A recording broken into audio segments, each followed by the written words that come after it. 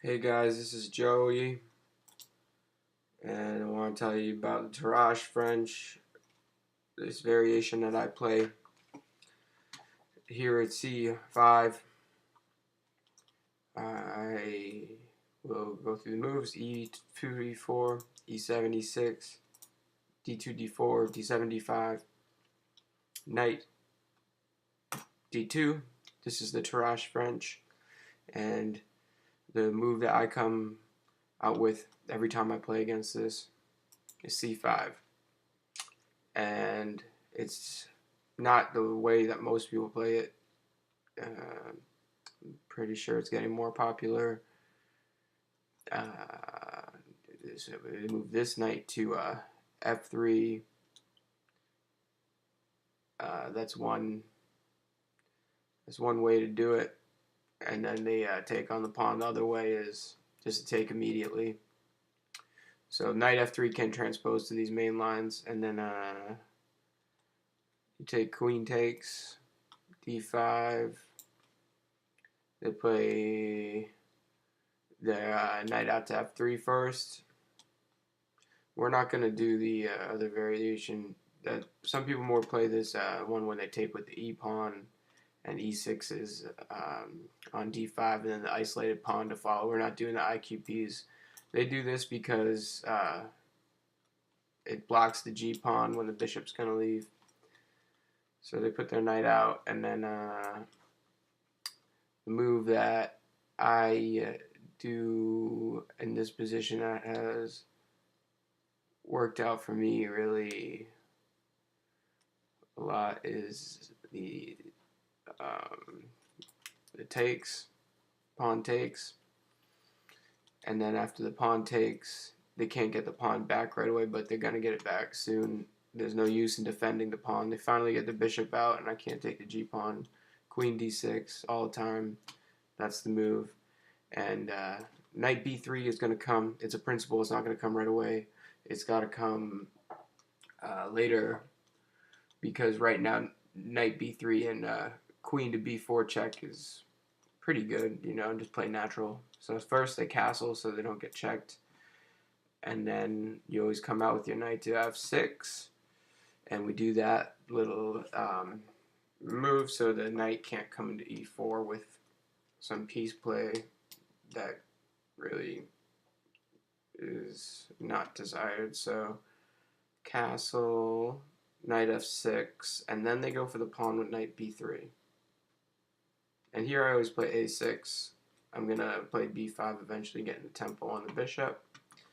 We're going to let them win this pawn. So I just play a6, and then they can take it a few ways. Queen takes d4, it's a little boring, but you're going to play b5 and fianchetto. Knight b takes d4 is usually the most common because they're trying to get attacks on the king side. And then we play b5, and after b5 is played, the main moves are bishop d3, and the other main move is bishop b3. So just in this first video, since the videos get long, I'll go over this bishop b3 here, because this is the main position that you're going to get. It might seem like deep or something, but honestly, everybody's been getting to this position with me. I've been playing in tournaments and stuff, and chess club and blitz games at chess club. And then they either go bishop d3 or bishop b3. So this week's video, I'll just go bishop b3.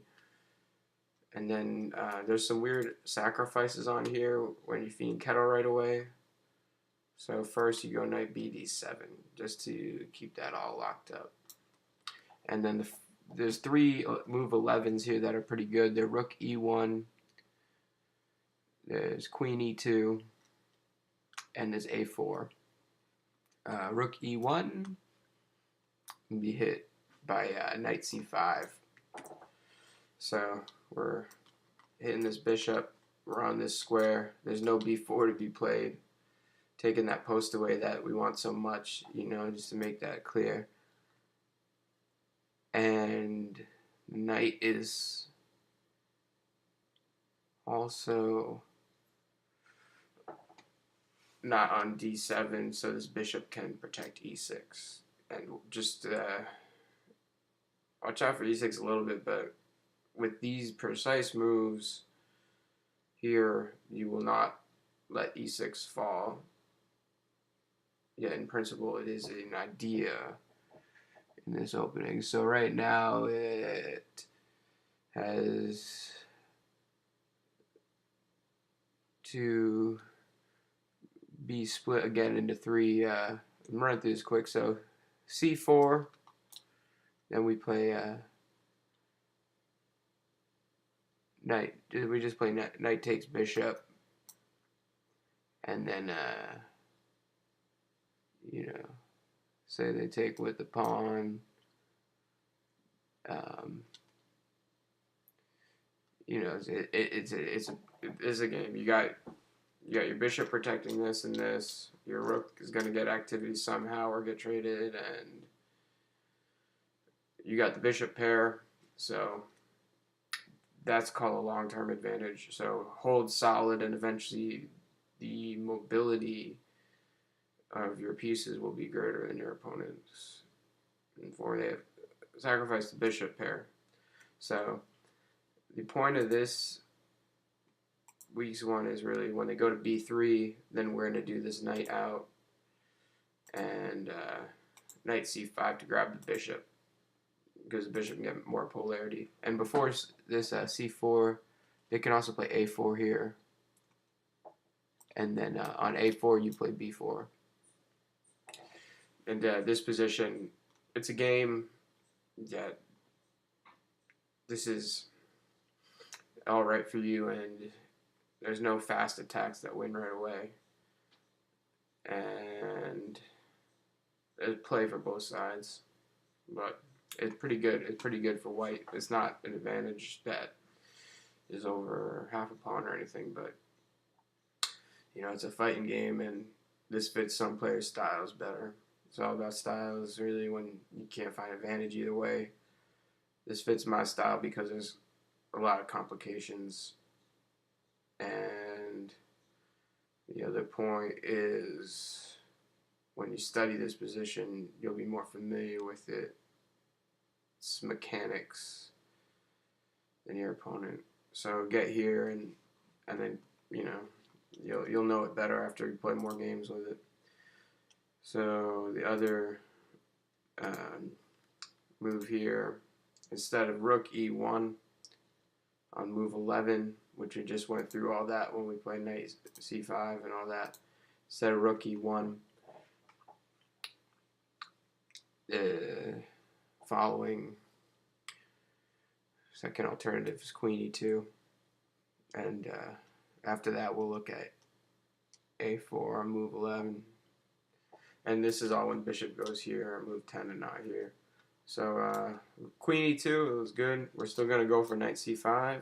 This mechanism is being employed over and over again in these lines to get the bishop pair.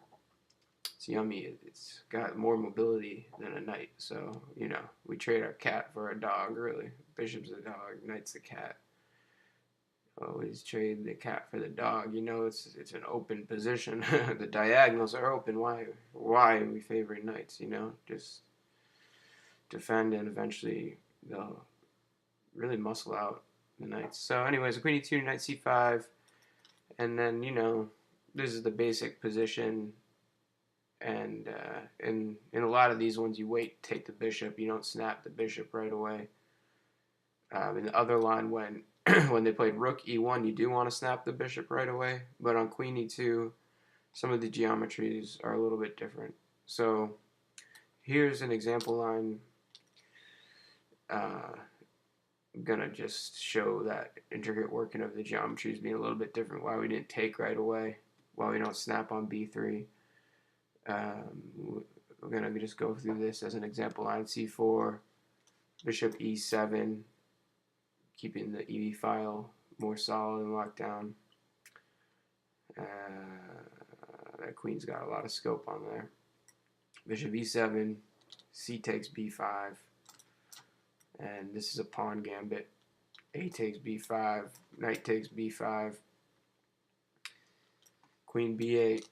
So this is the gambit variation. Again, play to your styles. You have your own personality in the world, and find yourself in the game and find out what style suits you. That's why I do this. I don't always just go for the best computer variations all the time, but if you put this in your computer, you'll see that it's less than a half a pawn advantage for white, which is always my standard. I'm saying if the other side has more than half a pawn, I don't include it in my repertoire. That I write. This is my repertoire. This is a 28-page Word document. So I wrote all that. So that's kind of what I'm doing here as my training modality. So that's this week's update on this will come. And so this is the pawn gambit, but it's kind of like the Budapest. You got these Isles of Fire down on the queen side, and you're going to castle, and this bishop, that's under direct threat right now. Knight takes bishop, and pawn takes, and then rook takes rook, so white's already got to have to deal with this in certain ways, and there's no tricks against the king because the king has a castle.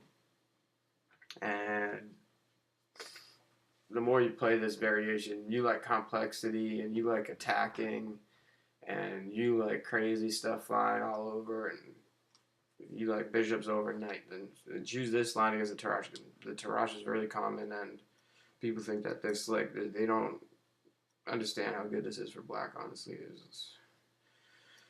I don't care if I gambit pawn here. This is a like for me.